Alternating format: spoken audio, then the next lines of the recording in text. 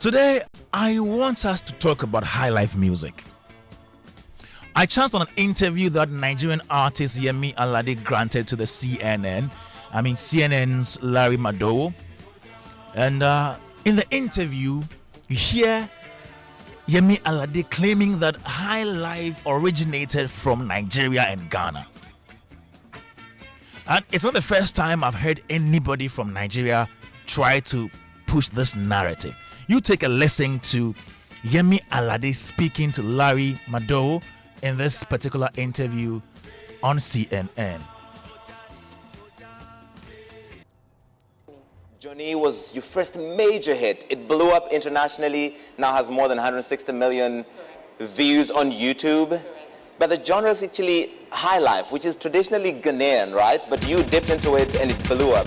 You said, first of all, that Highlife is originally Ghanaian. We have to talk about that. Oh, I opened Pandora's box. Okay. I mean, I grew up in a time in Nigeria when Highlife was definitely a big deal. And as far as I know, Nigeria, Ghana, etc., we have already been pre-connected via music and everything. So I feel like it originated both here in Nigeria and Ghana.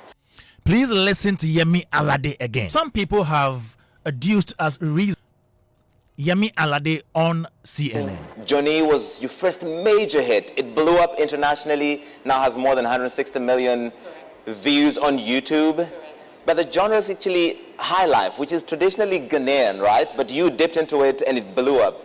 You said, first of all, that Highlife is originally Ghanaian. We have to talk about that. Oh, I opened Pandora's box. Okay. I mean, I grew up in a time in Nigeria when Highlife was definitely a big deal. And as far as I know, Nigeria, Ghana, etc., we have already been pre-connected via music and everything. So I feel like it originated both here in Nigeria and Ghana. As I said earlier on, this is not the first time a Nigerian is claiming that Highlife originated in Nigeria. Yemi Alade is not the first person to say this.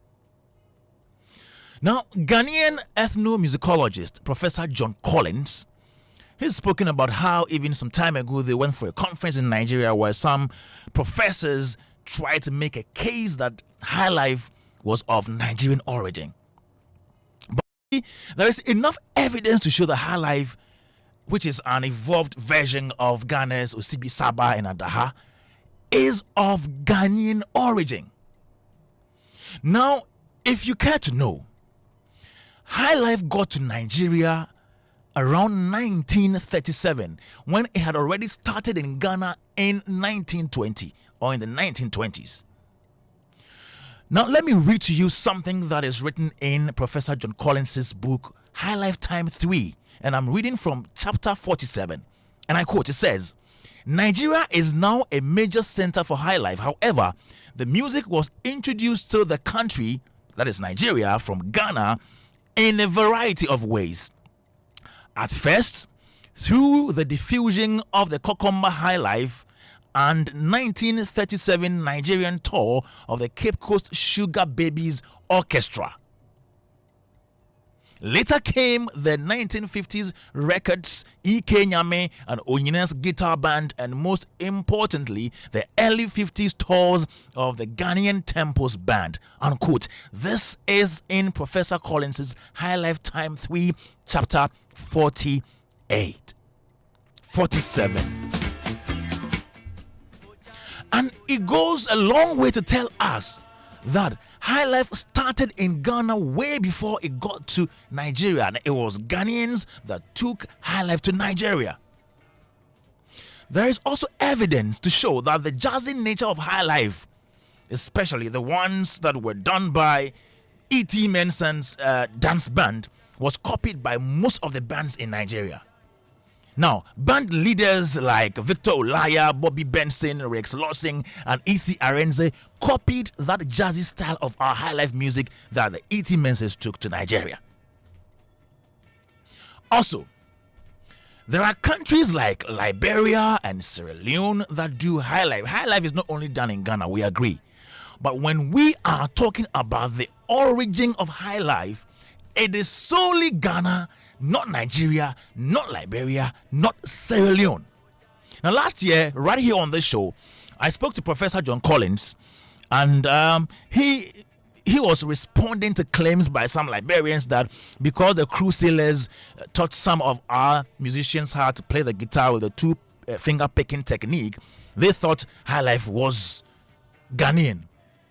Now, according to Professor John Collins, the type of two finger picking technique of the guitar that was employed by the Liberians was not Highlife. Some people have adduced as a reason the fact that the crew sailors from Liberia met some of our musicians right here and taught them the two finger picking technique as a reason they lay claim to Highlife as theirs. Is there any truth in this?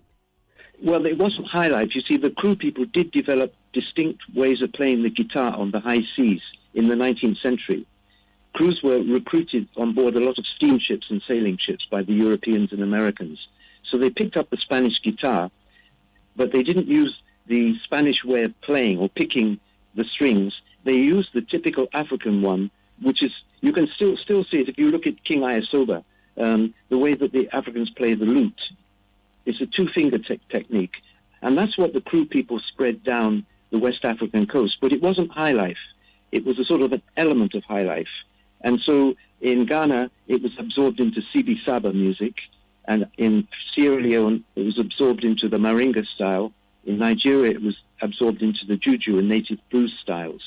So what we can say that the crew people didn't invent Highlife, but they created a very important ingredient of Highlife, which is a specific way of playing the guitar. And they introduced it to Ghana, around about 1900.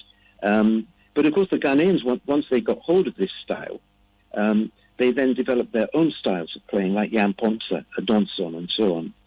So this is how it happened. But it's not that the Liberians invented Highlife.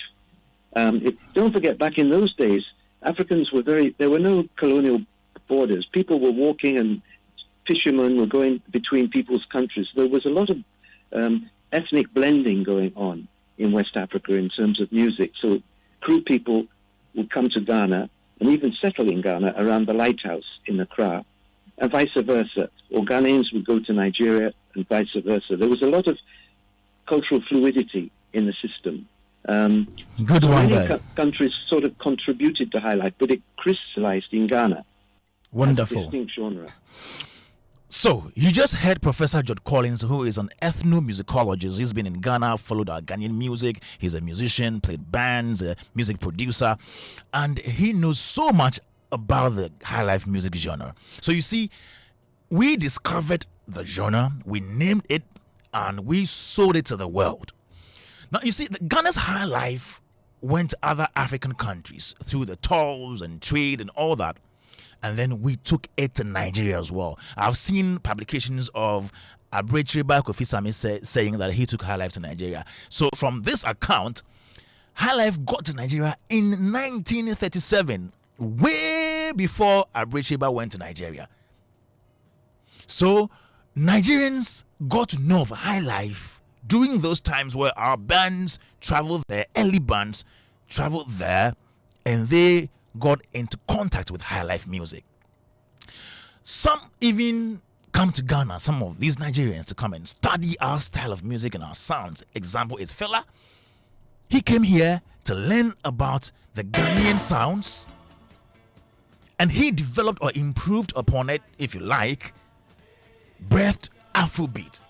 If somebody like Ebotela was maybe a Nigerian, he would have even said that he started something like Afrobeat before the emergence of Afrobeat. But it is on record that Fela Kuti is the godfather of Afrobeat. And he was in Ghana learning about our sounds and how he could also come out with something unique. So Ghana, in terms of music, has always been, if you like, a very big force.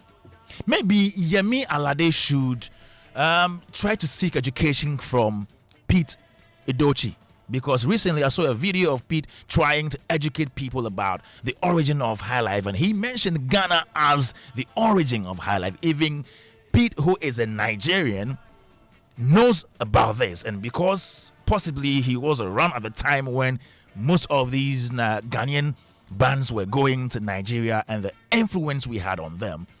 He was able to speak to the origin of Highlife. But I know where this is coming from. They are doing this so that UNESCO will co-list Nigeria with Ghana as originators of Highlife music. You remember last year we had conversations about UNESCO trying to list Ghana, or Highlife if you like, as an intangible cultural heritage of Ghana. Yeah, there have been some issues, and there is a delay. Actually, we thought it would be done last year. It didn't come off, but we are hoping that it is done finally. But I hear and I have information that some Nigerian musicologists have petitioned UNESCO that they want to be co-listed as originators of Highlife music, our Highlife music. Why would they want to do that? Why would they want to claim ownership of something they did not start? This should not happen. We can't change history, and I'm not sure we should allow this to happen as far as music history, Highlife history is concerned. Nigeria never originated Highlife, not even Liberia. Now, I charge the Ghana Culture Forum, the Ghana Commission on UNESCO, the Folklore Board, not to let this slide. This is the time we need to push the agenda very hard. Yes, because it is clear some people are on a mission to change the whole narrative and the whole story and the whole history about Highlife. Very soon, you hear Nigerians saying in our local languages are this. This should not happen, because we've even seen how they're trying to claim Dirty December. And I have information about how they're trying to come up with something like Year of Return. There is nothing wrong with copying or learning from other people, but don't claim something you did not start. Let the media speak up about this. Let's write more about it. Highlife is ours, and we should be proud of it. Whoever has ears, let them hear.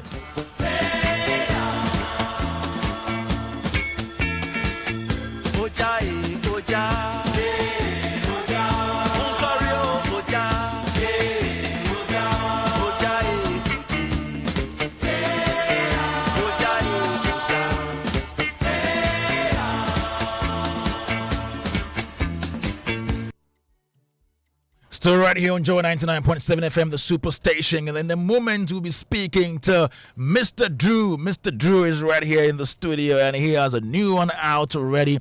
Yes, he has a new song out that we will be talking about here on Showbiz A to Z. Still right here on the #1 Showbiz program. This is your most authoritative entertainment talk show on radio.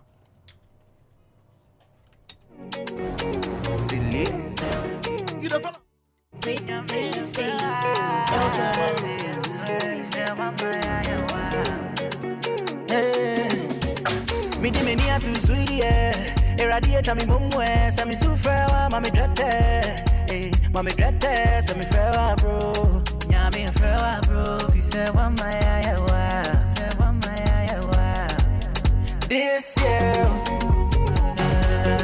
we no come to play Tinya me frewa I swear He se wa maya yawa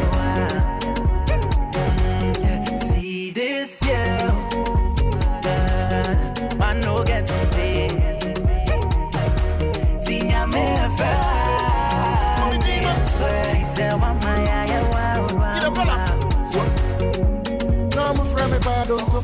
And then be out here mano. But this be a tinto. It is swag in the chimano. This year more like last year more vibes. Next year crowd year better time. About me home by this way me fair. Me I saw the back. Now so Saturday be me body papa. When I'm in the club I want all the bottles. Me I call them back. Gucci. You will where MDK minute. Mommy D mommy. He said one man dem I bro. One man dem I bro. Ejonya me.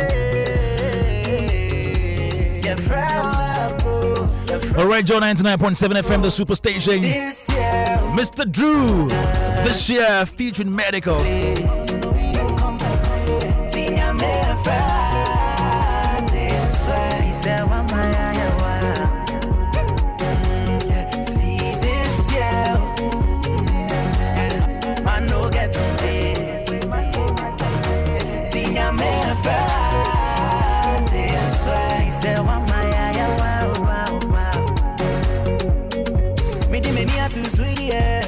Radiate, I'm